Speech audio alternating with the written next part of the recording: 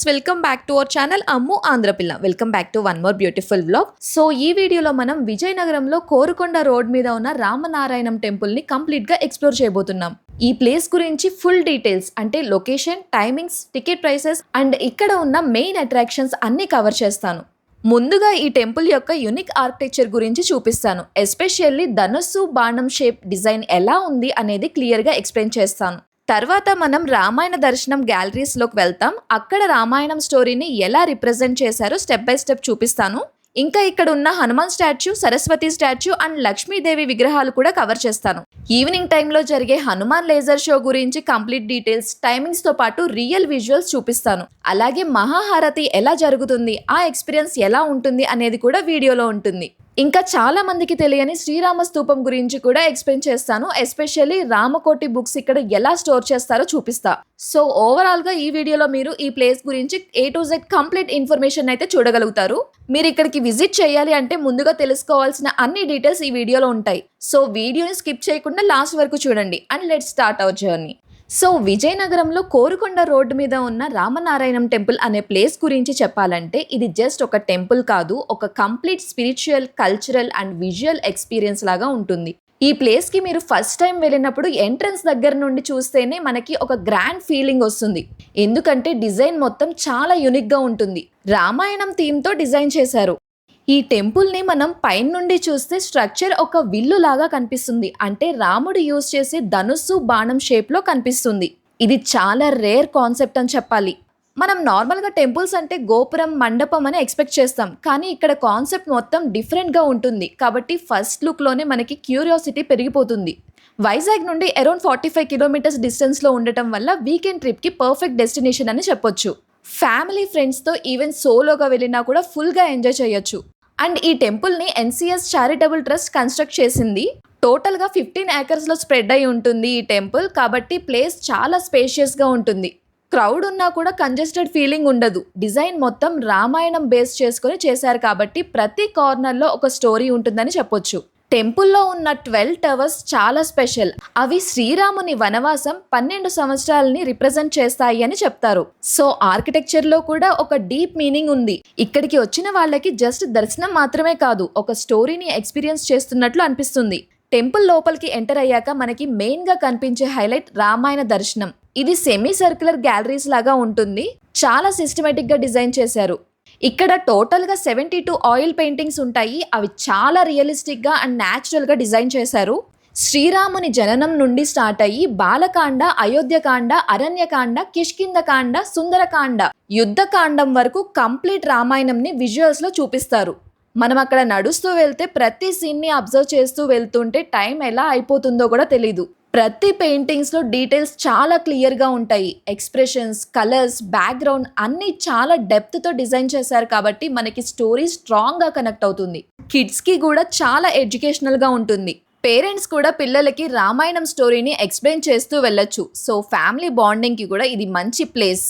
శ్రీరాముని ధనుస్సు బాణం రూపంలో డిజైన్ చేశారు అని చెప్పాను కదా ఈ టెంపుల్ స్ట్రక్చర్ ని. సో ఆ ధనుస్సులో ఒక సైడ్ మొత్తం రామాయణంలో శ్రీరామునికి సంబంధించిన ఆర్కిటెక్చర్ పెయింటింగ్స్ తో డిజైన్ చేశారు. అక్కడ ప్రతి సెక్షన్ లో రామాయణం స్టోరీని స్టెప్ బై స్టెప్ చూపిస్తారు. సో ముందు మనం ఆ సైడ్ లో ఉన్న పెయింటింగ్స్ అన్ని చూద్దాం. మీరు కూడా అబ్జర్వ్ చేస్తూ రండి. ఈ సైడ్ కంప్లీట్ అయిన తర్వాత నెక్స్ట్ ధనుస్సులో ఇంకో సైడ్ కి వెళ్తాం. ఆ సైడ్ మొత్తం హనుమంతుడికి సంబంధించిన సీన్స్, పెయింటింగ్స్ అన్ని ఉంటాయి. సో అప్పుడు మనం ఆ సైడ్ లో ఉన్న విజువల్స్ అన్ని చూద్దాము. ఇప్పుడైతే ఈ విజువల్స్ అన్ని చూసేయండి.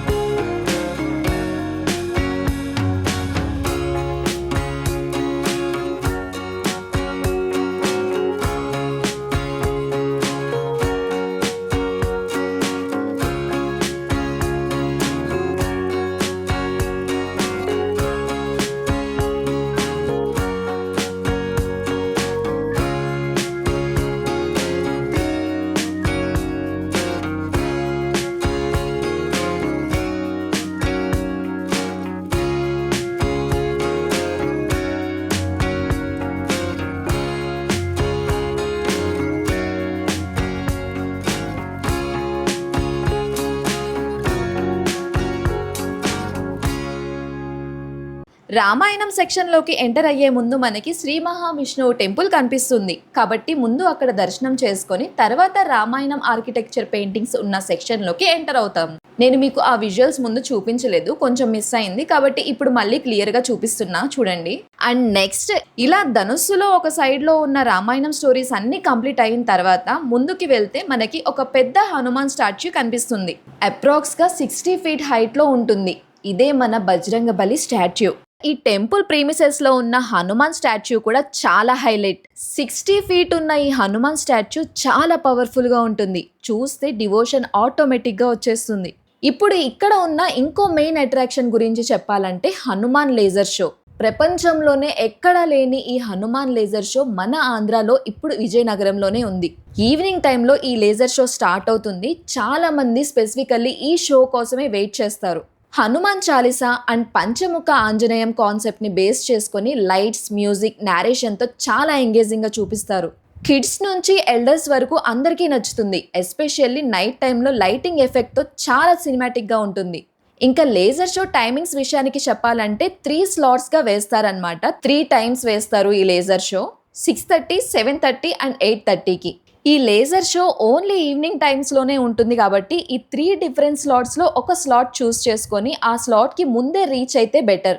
చూస్తున్నారు కదా ఎంత క్రౌడ్ ఉందో. ఇంకా నేను వెళ్ళింది వీకెండ్స్లోనో, ట్యూస్డే ఆర్ సాటర్డేలోనో కాదు, నార్మల్ డేస్లోనే వెళ్ళాను. కానీ స్టిల్ క్రౌడ్ చాలా ఉంది. ఈ ప్లేస్కి లేజర్ షో చూడటానికి లోకల్స్ మాత్రమే కాదు, నాన్ లోకల్స్ కూడా చాలా మంది వస్తున్నారు.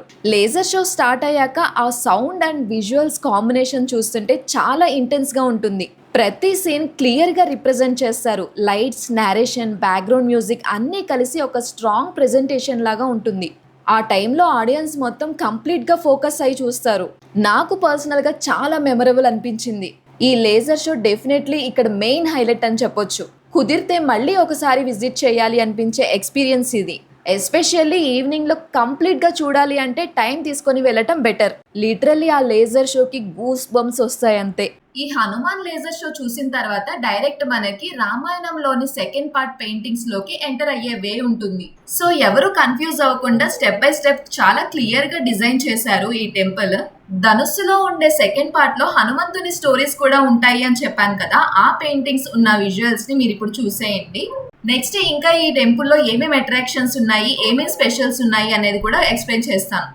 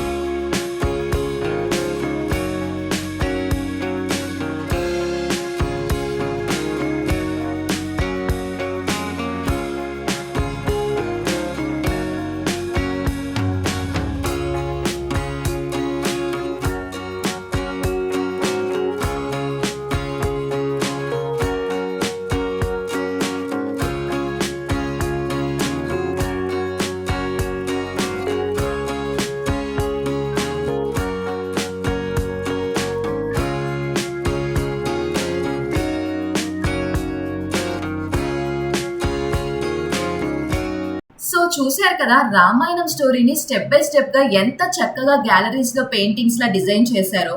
ప్రతి సీన్ క్లియర్ గా సీక్వెన్స్ లో చూపిస్తారు కాబట్టి స్టోరీ ఈజీగా ఫాలో అవ్వచ్చు. ఇలా ఈ గ్యాలరీస్ అన్ని చూసుకున్న తర్వాత ముందుకు వెళ్తే మనకి రామాలయం మందిరం కనిపిస్తుంది. అక్కడ ఉన్న సీత, రామ, లక్ష్మణులు విగ్రహాలు చాలా డీటెయిల్డ్ గా ఉంటాయి. చూస్తేనే కళ్ళు చెదిరిపోయేలా ఉంటాయి, అంత డీటెయిల్ గా డిజైన్ చేశారు. ఇంకా అంతరాలయ దర్శనం ఎంట్రీ కపుల్ కి అరౌండ్ గా 116 రూపీస్ అయితే మెన్షన్ చేశారు. సో ఇక్కడికి వచ్చినప్పుడు ఈ మందిరం దర్శనం కూడా ఇంక్లూడ్ చేసుకోవచ్చు. ఇంకా మహాహారతి గురించి చెప్పాలంటే ఈవినింగ్ 7:30కి జరుగుతుంది. ఆ టైంలో టెంపుల్లో అట్మాస్ఫియర్ కంప్లీట్గా మారిపోతుంది. దీపాలు, సౌండ్, భక్తి, క్రౌడ్ ఎనర్జీ అన్నీ కలిసి ఒక పవర్ఫుల్ మూమెంట్ని క్రియేట్ చేస్తుంది. ఆ టైంలో అక్కడ ఉండటం ఒక మెమరబుల్ ఎక్స్పీరియన్స్ లాగా ఉంటుంది. కాబట్టి పాసిబుల్ అయితే ఈ హారతి మిస్ కాకుండా ప్లాన్ చేసుకోండి. ఇంకా టెంపుల్ టైమింగ్స్ విషయానికి వస్తే మార్నింగ్ 10 నుంచి నైట్ 9 వరకు ఓపెన్ ఉంటుంది. కానీ రియల్గా బెస్ట్ ఎక్స్పీరియన్స్ కావాలి అంటే ఈవినింగ్ టైంలో వెళ్ళటం బెటర్. అండ్ మధ్యలో 4:45 PM నుండి 5 PM వరకు స్మాల్ బ్రేక్ ఉంటుంది.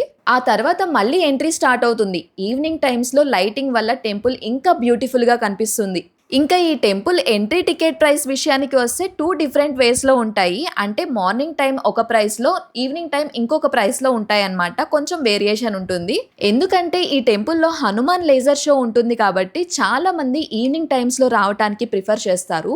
సో క్రౌడ్ ఎక్కువ ఉంటుంది కాబట్టి కొంచెం ప్రైస్ ఎక్కువైతే ఉంటుంది ఎంట్రీ టికెట్ ప్రైస్.